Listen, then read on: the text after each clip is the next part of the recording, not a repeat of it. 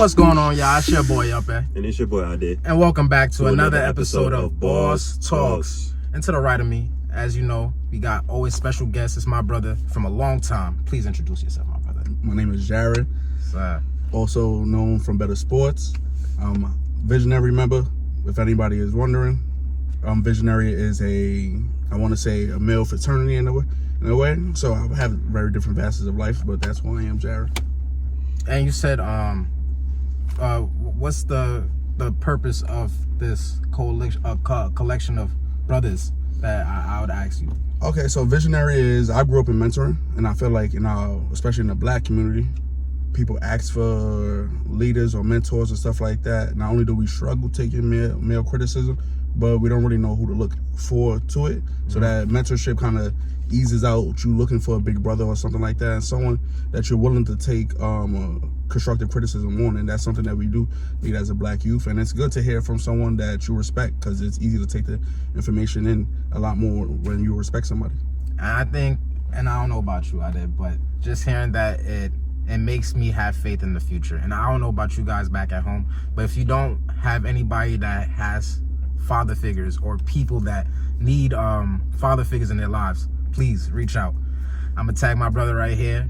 I'm gonna tag their mission. I'm gonna tag their Instagram as well, and any way to contact them. But that goes perfectly into our topic today. Yeah. I don't know if you want to bring it in, but we're gonna talk about it. So today we got a special topic for you guys, as we always do. Yes. So we're coming back with another one. We're gonna be talking about the impact of drugs in the black community. It's very impactful. Very powerful, man. I'll start off with the first question. Okay. When did doing drugs become cool?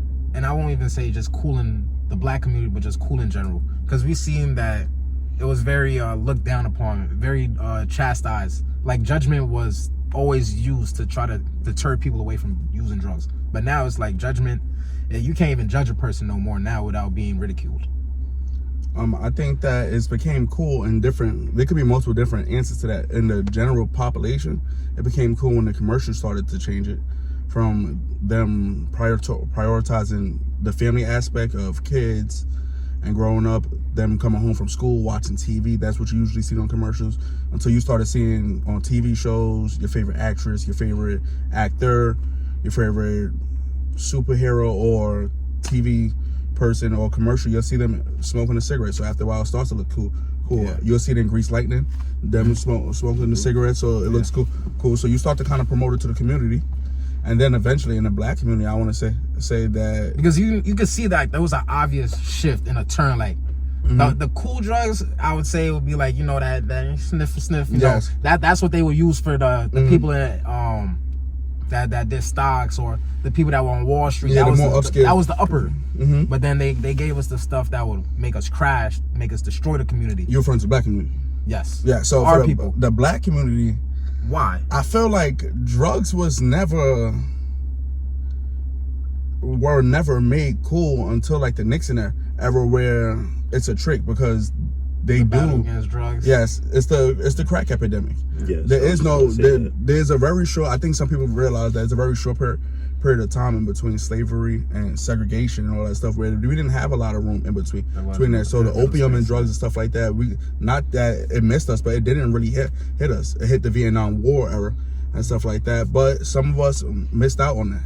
So really the crack epidemic is the one that hit us, and they dropped it in our community, not by accident. They tested it on us. And a lot of people know that show, Snowfall. I'm sure you guys love it. It was a dramatization, but in reality, it destroyed us, and it's left us with pieces that we're still trying to put back together. No, definitely.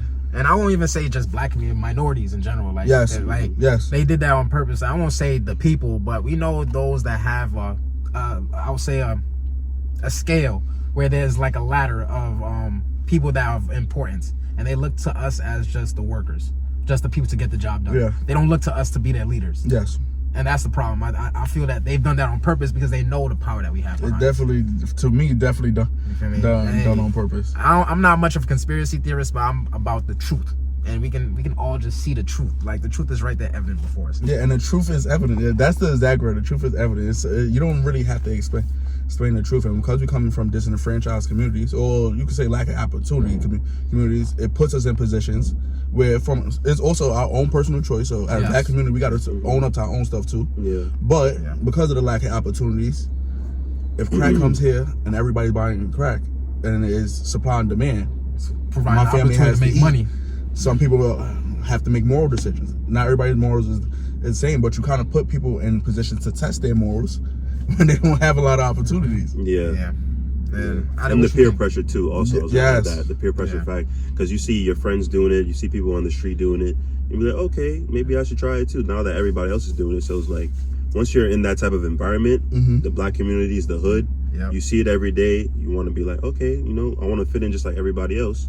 Yeah. You know. And then just imagine. Sad to say, but that's the truth. But then just imagine with the dawn of social media. Yes. Oh, well, and then now it's like the popularization. Like we already knew. We're gonna get like, into that though. Like, yeah. But you feel me? It's like it's as if these people that were in these places of power, like that were given these artist opportunities, they knew how they can sell a message, so they utilized their addiction. Instead of trying to help them get rid of the addiction, they played into the addiction to make them crash out, to make them an example for the community, to make the community think that's acceptable. In reality, it's not acceptable because they wouldn't even show that to their own kids. 100%.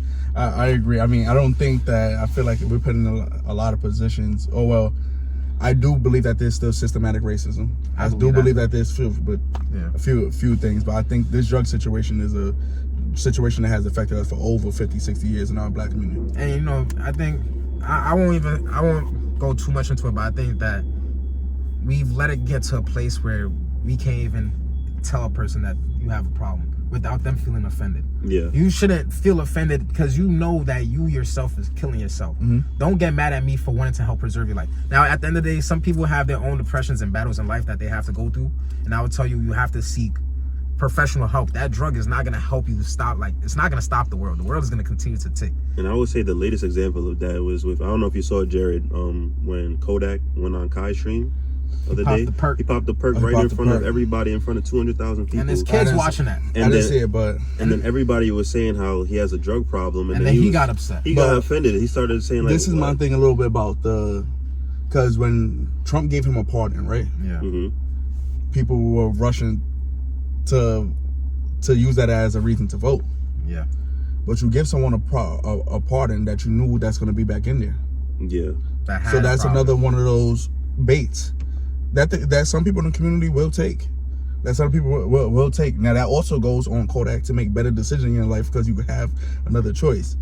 And not everybody looks at themselves as role model. You heard Charles Barkley, I'm not your kid's role model or whatever. But at the same time, you got to understand the moment. You got to understand your presence. And that's what we don't always take advantage of in the financial, in the boardrooms, or in general, is our presence and our value.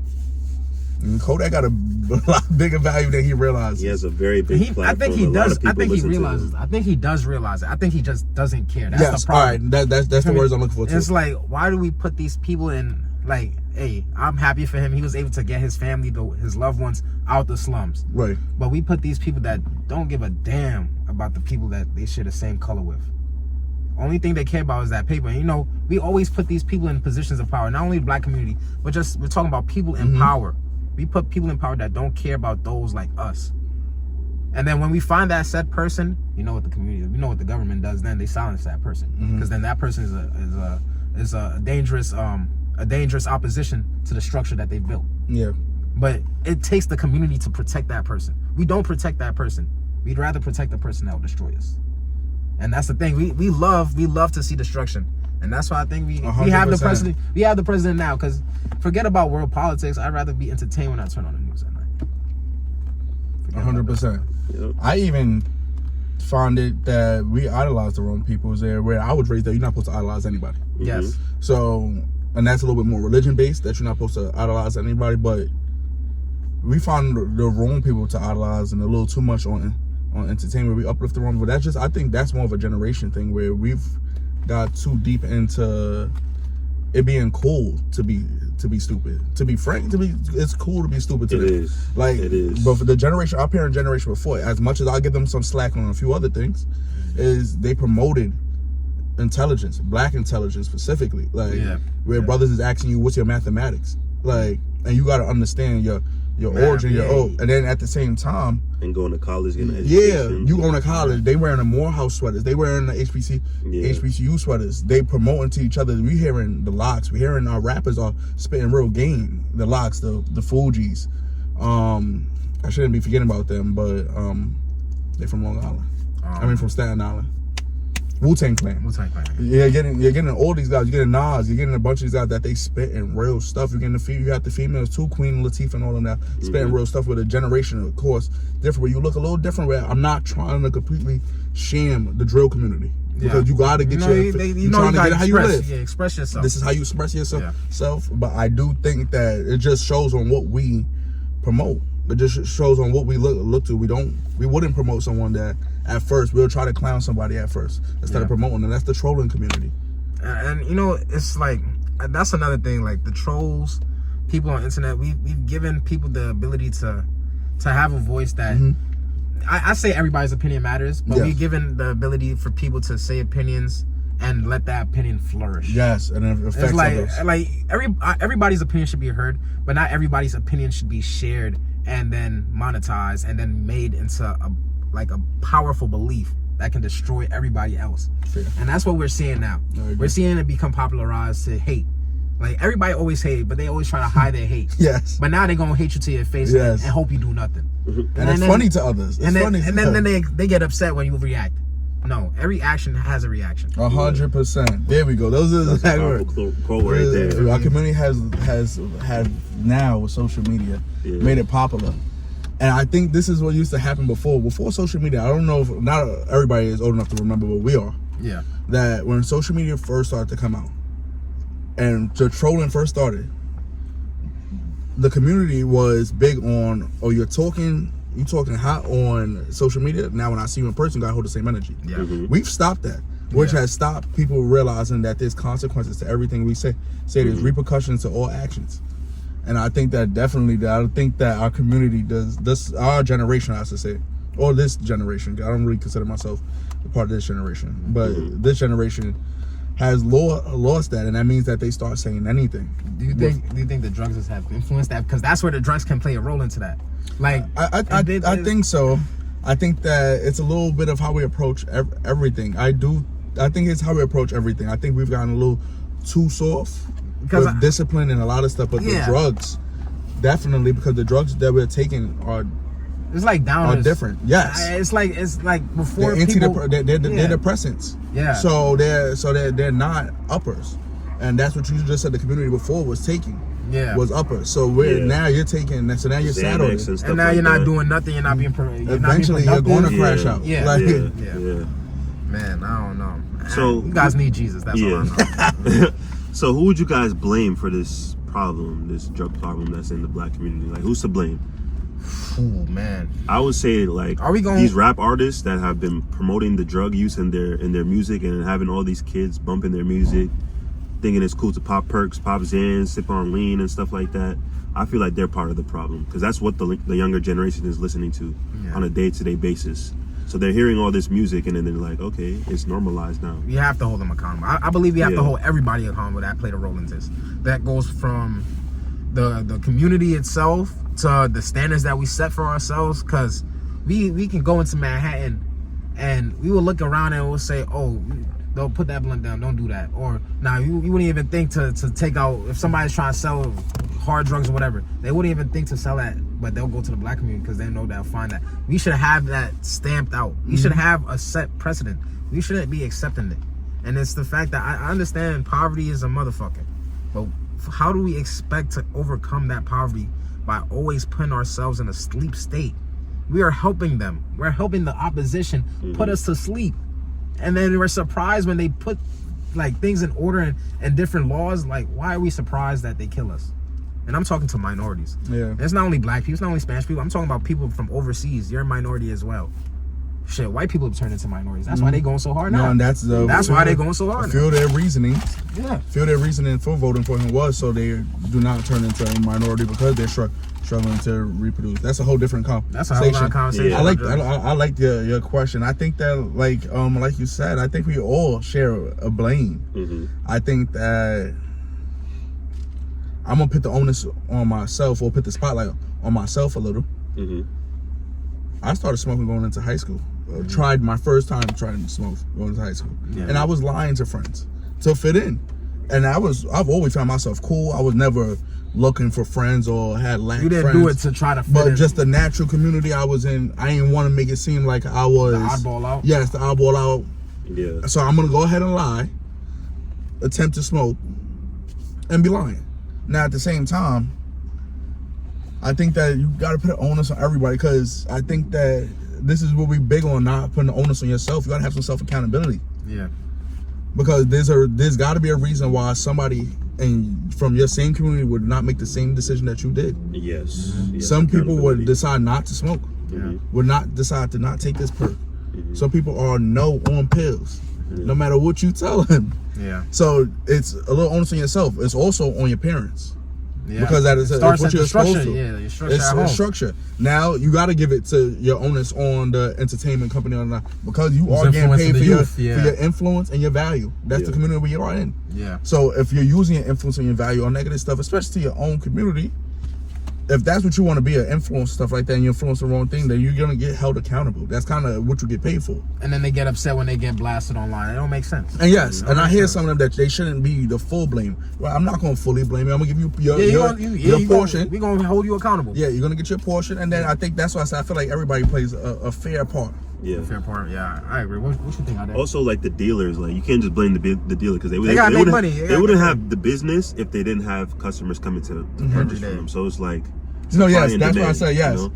Yes, You have to blame a make little that bit of conscious right. choice to actually go and pay for the drugs. You can't just blame that there's people on the street selling it. Yeah. It's like you have to go and buy it. There's a for them to consumer. be- Exactly, yeah. And I think So- it gets into like a deeper setting. Like we see all these other places outside, like other countries. Yeah, they have their own little drug problem, but their drug problem not our drug problem. Our drug problem is to the point where we're taking shit that we know is going to kill you. Yeah, Motherfuckers is laced smoking with fentanyl. No, but they're willingly looking for the yeah. fentanyl laced shit. Word. The latest case with It's freaking crazy Rich upstate. Homie Quan. Yeah, like crazy. they're- Rich they're- Homie Quan like they're- overdosing on like, fentanyl. like people are moving into the Midwest, like a lot of those places, and like they're they're work, looking for fentanyl Yeah. strands, and like you feel me? specifically. And like they're worried about the wrong things. That's like I said, a whole nother subject for a whole nother thing. What they should have been worried about in the Midwest, and all you people out there at home, no judgment, but I'm judging you. Drugs. What the hell are we talking about? They smoking fentanyl. They taking horse tranquilizer. Horse Ketamine. tranquilizer. Yeah.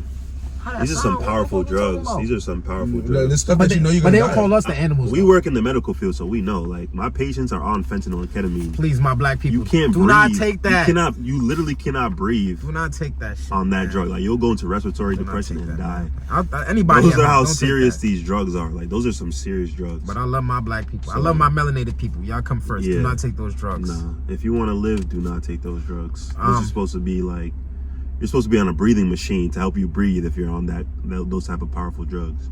So I ask now, we said a few problems that have affected, but do you feel like there are more problems that we have yet to touch on, that this drug like epidemic that started from, we can really say from Jim Crow's like era, like where they would just feed us these things to keep us down, keep us controlled? What other problems have that left like a lasting effect on? Same goes for you out That's there. an interesting question. Because everybody says it's just, man, we see it. I But- think that There's so much more that we fail to bring up. yeah. That's like I said, that's a loaded question. I think as far as the crack epidemic, right? We started to see like, all right, that falls into the incarceration and jail and the jail system. That a lot of our fathers are not here, whether they're on drugs or mothers is on drugs. The parents are not here, so that shows the lack of discipline. People are starting to become dropouts because they don't have to go to school because ain't nobody there to manager, or they're going into the jail system right after them starting young. So that's the crack epidemic. I can't fully say. I don't think we fully have seen what's the situation with the pills and stuff that we're taking right now. I don't think that we fully see that, and I think that we see that the drill music is starting to. Like people are starting to point die out down, but pictures. We get to the heavy artillery, and that's with the pushing of 50 years later from the crack epidemic, 40 years later from the crack epidemic. But I think that because we see them young niggas. They get outside. The YNs. Yeah, the YNs is outside. Like, for me, I think that for me, especially, and I'm not gonna lie, I'm never gonna throw in perspective that I was 100% perfect or anything like that. Even for when I was pushing to try to get into any street stuff I could, we was fighting though. Like, and you was worried you could get shot, you get stabbed, but you didn't think that was a 70% chance. Now it's, if you get in a fight or something like that, you assume that bro got a gun on him. Especially, we in the Bronx, so we assume that bro got a gun on him. If we about to end a fight, if we see multiple dudes, somebody gotta have a gun on them. Exactly. So I'm not sure we seen the full lasting effect. But just to jump in before you go in, you know what the crazy thing is? A lot of those young ones, the young niggas, I'm talking to my brothers. You YNs. I'm not gonna even speak down because I look at y'all like I look at myself. I'm looking in the mirror when I look at you, and I hope you don't see it as disrespect. I want you to look at me and see yourself. You feel me? You guys are taking these drugs to numb your pain because of the people you've lost. But you guys gotta see that you walking like you're putting a foot in that door to see them faster. You're not keeping their life alive. Like, you're not keeping their memory alive by chasing that thing called death. Like, popping these perks, fighting the ops, killing yourselves. Like, when you look at your ops, just know these people that are above us, that got the money, they just see you as an ant. You're nothing to them. We're doing their job for them. And they hope that you keep killing them. They hope that you keep killing each other. So I would just tell you, stop, please. Stop taking these drugs. The pain is not going to go away. Popping these pills is not going to make the pain go away. It's not going to disappear. And I definitely think that, like, even if we don't believe, I know the black community, especially from the generation before, was looking down on therapy. I don't think we're fully open to this generation. But even we could do our own therapy. Yo, bro, feel me? We call each other bros. We call each other my brother. Some of y'all say my heart, this generation. Yo, y'all, we just got to chop it. Like, y'all, we be fronting. I lost a lot of people in my life. A lot of people. We just gotta chop it. Like, we just gotta chop it up. Yo, find that 1-2 people. Yo, bro, I'm going through it, bro. Feel me? I'm trying not to crash out. Feel me? You popping a perk, bro. I'm keeping man to man, bro. You weak-minded. Feel me? You struggling. You can't handle yours. You can't hold yours down. So you gotta pop the perk. Try to get yours off. This coming from a man. Like, you struggling, bro. And that's only gonna lead to something later. I already know dudes don't be thinking that for but I'm trying to tell you, bro. The number one thing should be $1. That's what everything is focused on around the HUD and stuff like that is $1. I know that stuff get a little bit left away from that with some people passing, friends passing young and stuff like that. I know it's tough to deal with that stuff because I've dealt with it myself. But leading to crashing out and stuff like that don't really be doing nothing for you. So you just chop it up. Well, who can help you? If someone can't help you, then it's not always valuable to chop it up with them. But if someone can help you, like I said, mentoring. It don't always gotta be you going into the school or something like that. You can hit us up on the gram or something like that. Even tonight, we have a Zoom where we're doing a therapy Zoom, community Zoom. Everybody just chop it. I'm 27. I'm gonna drop the link in my stuff. Link in the description. We're gonna we chop it about anything. We got people from in high school to grown men, and they're talking about any problems you got, and it's an open space. I will say that we do have a problem that young men nowadays they don't seek that type of help. They like to keep all their emotions balled up inside of them. They don't want to express themselves to people because it'll make them seem like lesser of a man.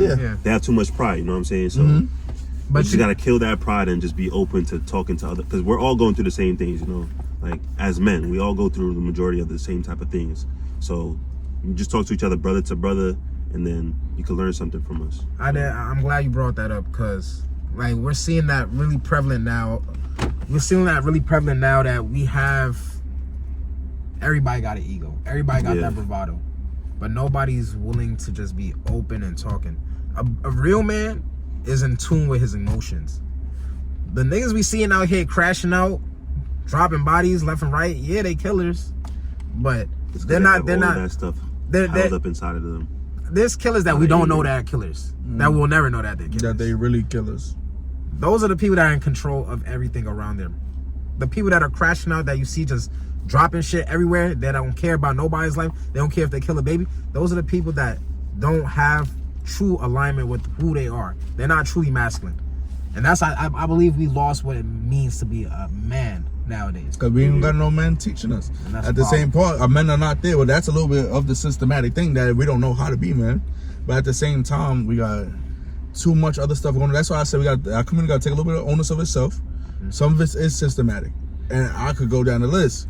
But at the same time, we have some women that think that they can raise a man. We have some men that are not willing to step up.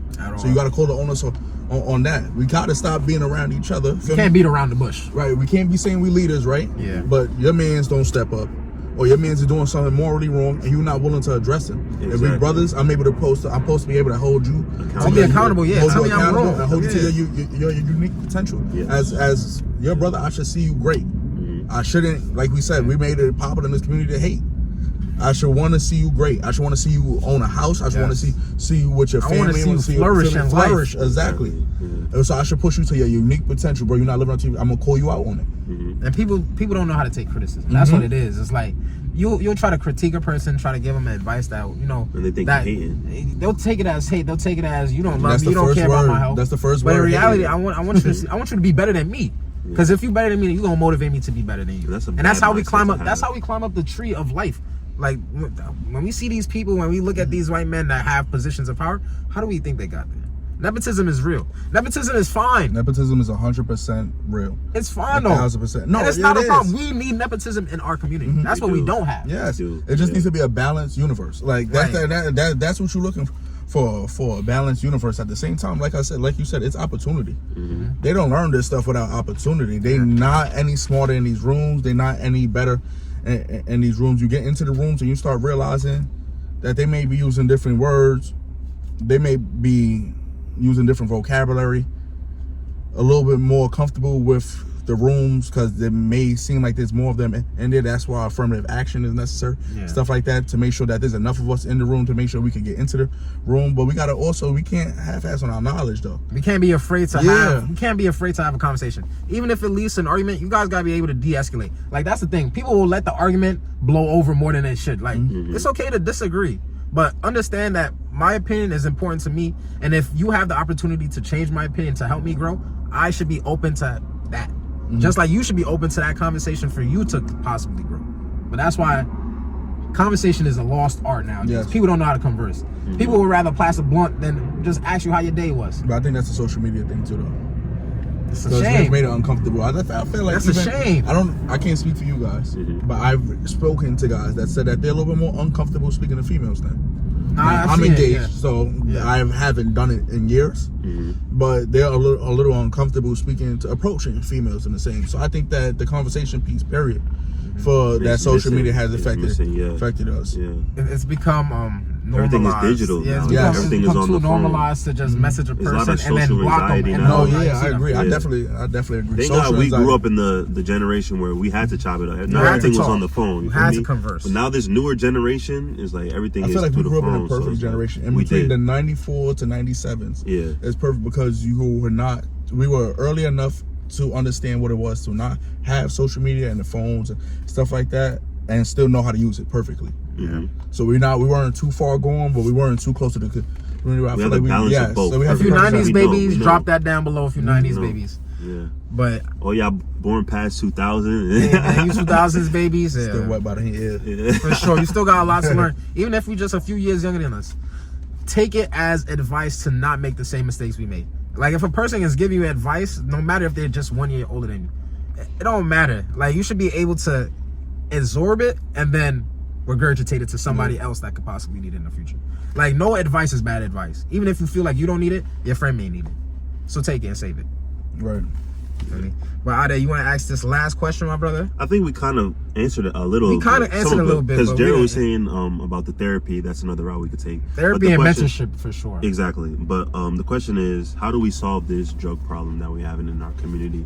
I would say therapy is definitely one of the routes to take, and mentorship as well. What's some other solutions that? Talking. You can't be afraid to talk. Too many people nowadays are afraid to just talk. And it's okay to, there's different levels to talking. Like, you can know when a person's talking down on you and when a person's just trying to talk to you. And I try to tell people to avoid the talking to you. Like, don't try to talk through me. Don't try to enforce your opinion into me. But talk to me as if you want me to understand how you think.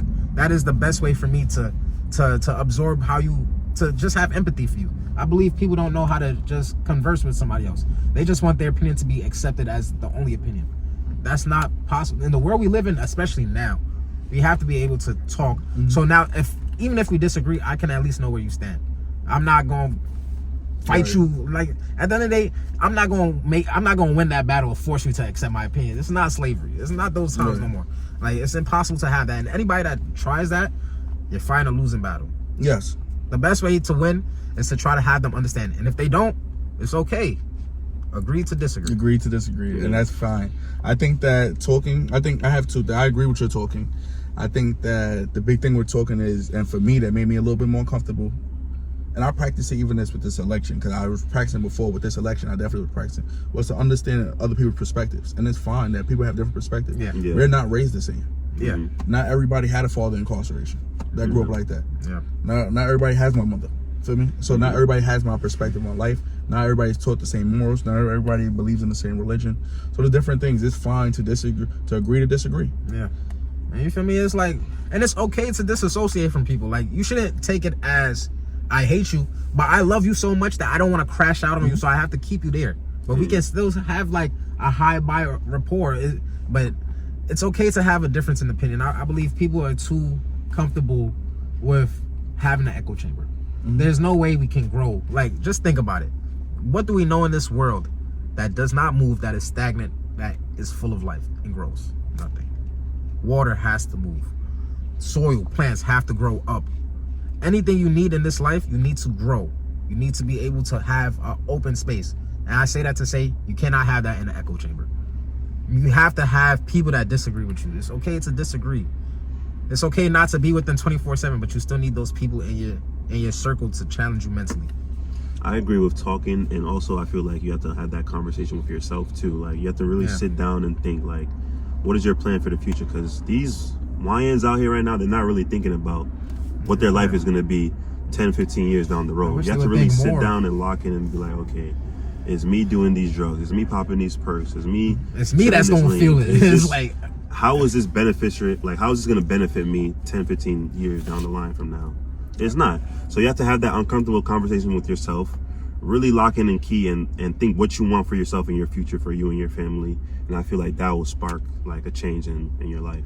Definitely. I think the last thing I wanted to add was, I think us knowing our history is a big thing. So like I said, us promoting that it's fine to be smart. Like, that our community has completely, it's either be a comedian or be a athlete, or nothing is to be smart. Like, nothing is, it's cool to be smart. And of us knowing our history, it makes you not want to do anything. So a lot of you guys put yourself in own depressions because you are looking at other stuff. Feel me? You're calling yourself a demon instead of a king. Feel me? So that's why I say they be on demon time. I'm on God time. You know, I think social media is messing us up, bro. No, definitely. They're seeing all this stuff on Instagram, all this stuff on TikTok, and it's like they're seeing all these content creators. Not everybody can be a content creator. You know what I'm saying? It's okay to go to school. It's okay to go to college. You can make 6 figures plus a year being a doctor, a lawyer, you know, you make an engineer. Big. It's like, and my thing is, it's like, it's one thing to hustle outside because you don't have the opportunity to get the job inside.